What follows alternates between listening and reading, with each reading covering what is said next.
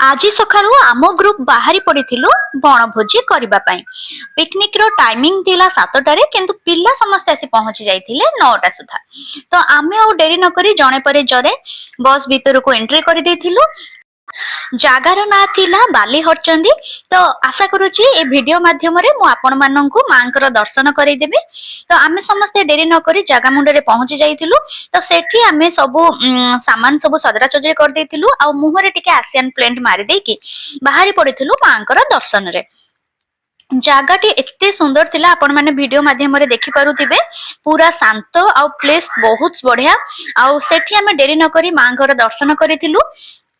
मांकर दर्शन एते पाखरु हबो बेले मु केबे बिलीव करनथली। आपण माने भी मांकर दर्शन करि नियंतु ए वीडियो माध्यम रे। मांक दर्शन पर आमे टिके वीडियो आ फोटो उठे देथिलु काहे कि ना एबे जो भलिया फोटोटा उठिबो रोसई सरिला परे